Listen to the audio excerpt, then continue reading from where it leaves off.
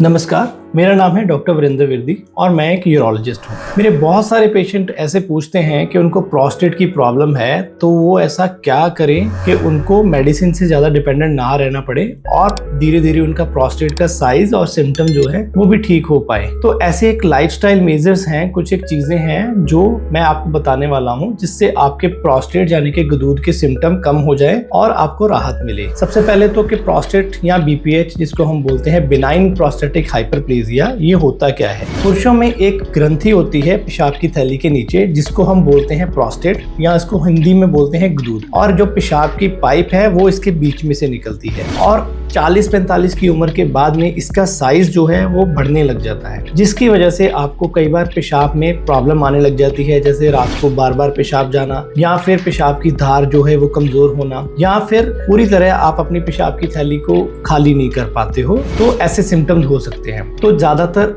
ये चीजें या तो मेडिसिन या फिर सर्जरी करवानी पड़ती है।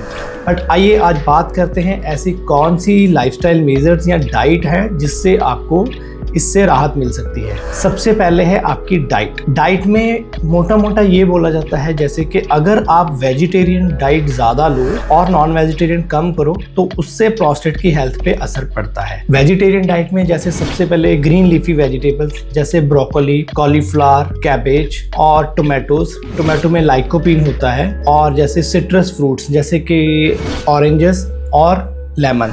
अगर आप ये ज़्यादा लेते हो तो इसका प्रोस्टेट की जो हेल्थ है उस पर असर पड़ता है। प्रोस्टेट का साइज जो है वो इन्फ्लामेशन कम होती है, तो इससे राहत मिलती है।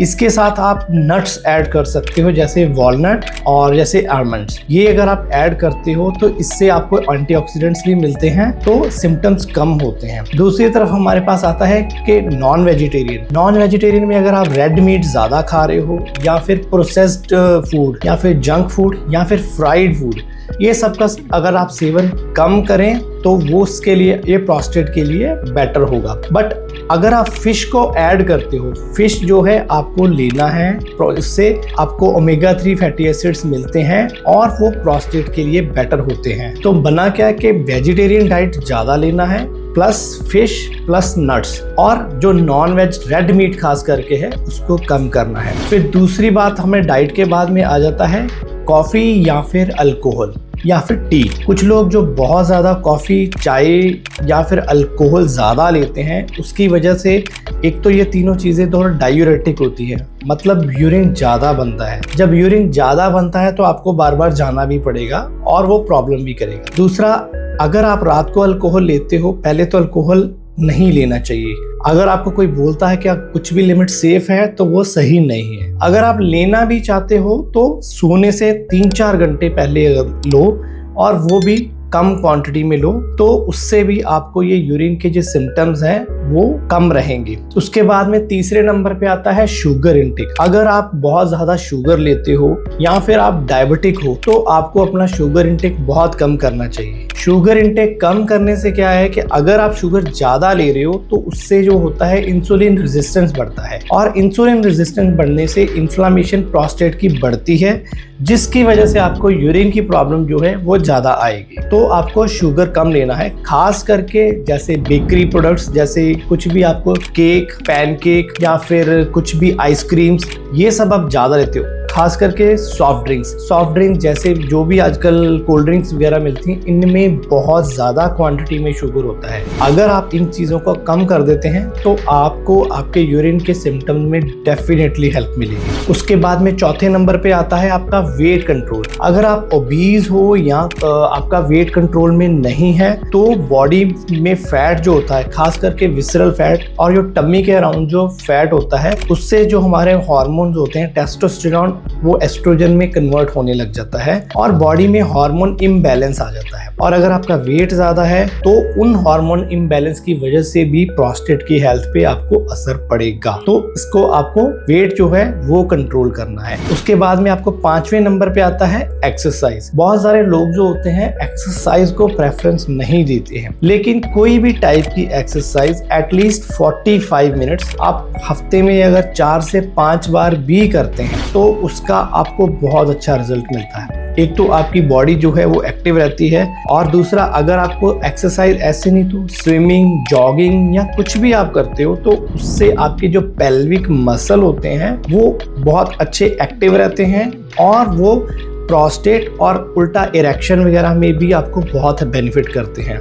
तो उसका जो है यूरिन का जो सिम्टम्स है उससे भी काफ़ी आपको असर मिलेगा, उसको प्रॉब्लम आपकी कम होगी। फिर एक्सरसाइज के बाद में आता है स्लीप और स्ट्रेस। स्लीप पैटर्न ऐसा है कि ये सबसे इग्नोरेंट पार्ट है। अगर आप स्लीप पे ध्यान दें तो स्लीप का मतलब ऐसा होना चाहिए कि आपको स्लीप हाइजीन होना चाहिए। कहने का मतलब कि अगर आप 7-8 घंटे सो रहे हैं तो वो 7-8 घंटे ऐसे होने चाहिए कि आप एक फिक्स टाइम पे सोएं। मान लीजिए कि अगर आप रात को 10 बजे सोते हैं तो वो फिक्स होना चाहिए। ऐसा नहीं होना चाहिए कभी आप रात को 10 बजे सो रहे हो, कई बार आप रात को 2 बजे सो रहे हो। तो जो स्लीप के टाइम पे आपके माइंड में जो हार्मोन्स रिलीज होते हैं, रिलैक्सेशन मिलता है बॉडी को, वो डिस्टर्ब हो जाती है। तो उसकी वजह से भी अगर आप स्लीप पैटर्न सही नहीं है तो वो जो हार्मोन इम्बैलेंस होगा उसकी वजह से फिर से आपको जो प्रोस्टेट की जो है वो उस पर असर पड़ता है। तो स्लीप के साथ साथ आपको अपना स्ट्रेस मैनेज करना है। आजकल हर किसी को स्ट्रेस तो बिल्कुल होता है,